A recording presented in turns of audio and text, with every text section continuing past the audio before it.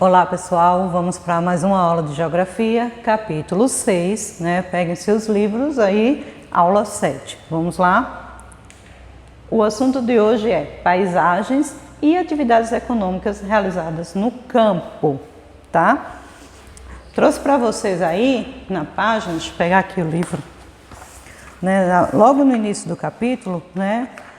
Um folheto sobre Chico Bento, né? Que diz assim: Chico Bento, uma infância bem vivida na bucólica Vila Abobrinha. Sua maior preocupação, quando criança, né, é como conseguir aquela goiaba do pomar do seu vizinho em Olau. Assim, Chico Bento cresceu, né, virou Chico Moço e foi para a universidade. Sua escolha? Voltar para a sua cidade, para aplicar seus estudos em plantações de goiabas, é claro. Então vejam aí que Chico Bento tornou-se agrônomo, não é isso? Então, antes ele vivia brincando no sítio que morava, né? Só se preocupava em pegar as goiabas do vizinho, cresceu, foi para a universidade e se tornou agrônomo, porque a vontade dele era voltar para a cidade dele para aplicar tudo que tinha aprendido, né? E na plantação de goiaba, tá?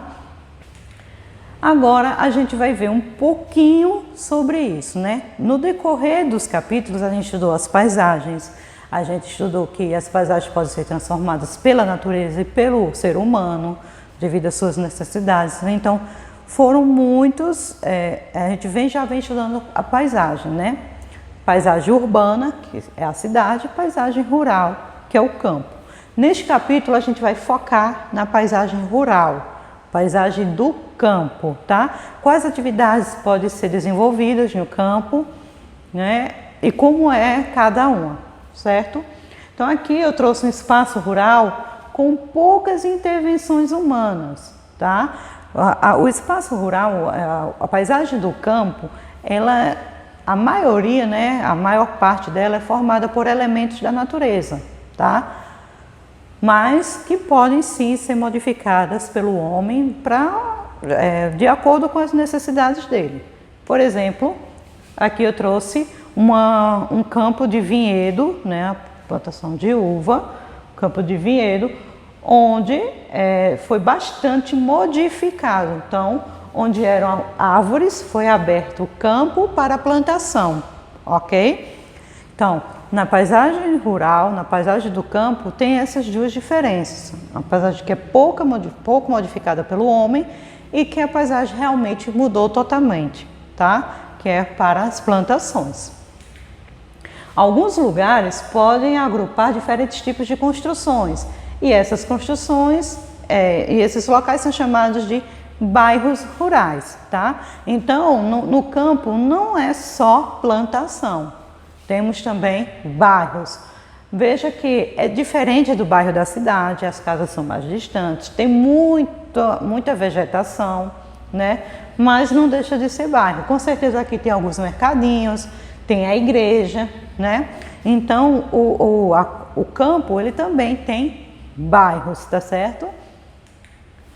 Agora, quem trabalha no campo? Aí no livro de vocês, na página 102, tem um infográfico, né, sobre o passo a passo das pessoas que trabalham no campo. Então coloca lá, Geografia na página 102 e acompanha. Então aqui eu trouxe um infográfico diferente do infográfico que está no livro, mas que dá para a gente conversar um pouco sobre ele.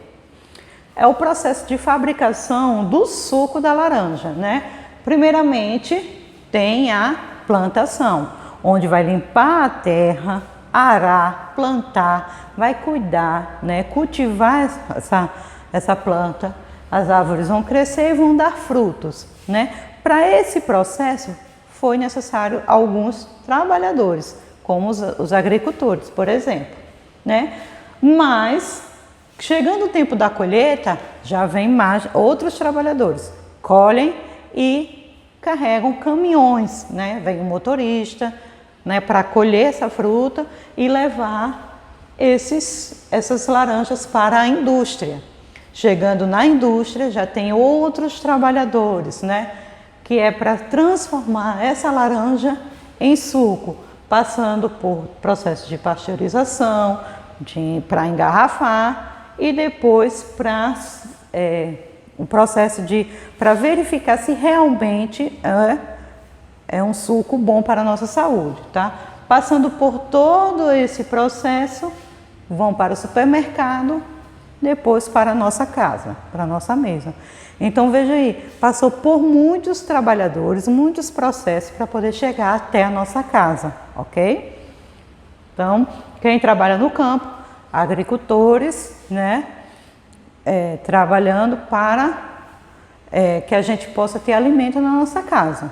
Não só a laranja, como hortas, como milho, enfim, variedades de alimentos. A maioria dos alimentos que nós consumimos provém do campo. Agora aqui a gente vai entrar em algumas atividades que são feitas no campo, tá? Algumas atividades econômicas do campo. Primeiro, a agricultura. Como a gente viu no processo da laranja, do suco da laranja, então a agricultura é o plantar e colher de alguns alimentos, tá? Dos alimentos. Então existem dois tipos de agricultura. A agricultura industrial, que é em larga escala, como vocês podem ver na imagem, é uma agricultura em larga escala que utiliza máquinas modernas, que plantam só um tipo de produto, ou só arroz, ou só soja.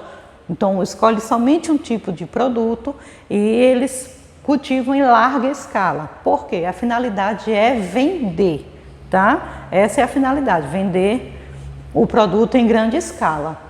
E temos também a agricultura familiar, que esse tipo de agricultura é produzido pelas próprias pessoas da família, produzem vários tipos de alimentos. Exemplo, eles plantam milho, plantam tomate, feijão, alface, coentro, enfim, eles não se dedicam apenas a um tipo de plantação. Então, há vários, em uma escala bem menor, não é isso? Em uma escala bem menor e com membros da família. E manualmente, não tem tratores, nada disso, nem agrotóxicos, não. E o intuito deles, da agricultura familiar, é produzir para o próprio consumo. Ah, mas eles só produzem para comer? Não, eles produzem também e o que eles consumem uma parte e a outra parte eles vão vender em feiras livres, vende para o supermercado, tá? Mas é bem menor do que a agricultura industrial. Tá? Nós também temos como atividade econômica do campo a pecuária. A pecuária nada mais é do que a criação de animais, certo? Então nós temos exemplo de pecuária. A pecuária intensiva, que é a pecuária que os animais são criados presos, comendo ração, tá? E o intuito é vender a carne, tá? Como agricultura industrial, né? Em larga escala, a pecuária intensiva. Animais presos, com ração, tá? Um cuidado a mais, porque aqui a finalidade é o comércio. Tá? E a pecuária extensiva, onde os animais são criados soltos, né? O rebanho é criado solto, se alimentando do pasto que vai encontrando pelo caminho, assim. Eles são criados soltos. Então, a diferença das duas pecuárias é essa. Preso, comendo ração, e solto, se alimentando do pasto, tá? Pecuária. Nós temos também o extrativismo, tá? Extrativismo, minha gente, é retirar da natureza produtos que supram a nossa necessidade, sem destruí-la, é claro. Então, nós temos três tipos de extrativismo. O primeiro que eu trouxe para vocês é o extrativismo animal. Então, extrativismo é o processo de retirar da natureza alimentos para a gente, tá? Então, alimentos ou outros produtos também. Então, exemplo de extrativismo animal é a pesca, né? A caça. Aqui eu trouxe para vocês o mel da abelha. Veja que a gente não mata as abelhas, né? Retira o mel, extrai o mel, tá? Então, exemplo de extrativismo animal, ok? Nós temos também o extrativismo vegetal, tá? Veja aqui, eu trouxe o açaí, mamão, algumas frutas, o coco. Então, a gente extrai, vai lá na plantinha, recolhe, extrai da natureza e a plantinha continua lá, né? E aqui também a árvore seringueira, retirando o látex. Esse líquido branco, gente, é o látex, que é para a produção, ele é utilizado na produção da borracha, certo? Então, exemplo de extrativismo vegetal, porque foi tirado da planta. Então, exemplo de extrativismo vegetal. Nós temos também o extrativismo mineral, tá? O exemplo é o sal e ali o carvão mineral. Então, o minério é retirado da terra, da natureza, tá?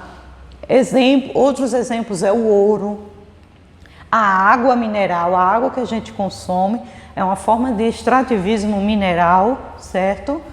Aqui o carvão e o sal, ok?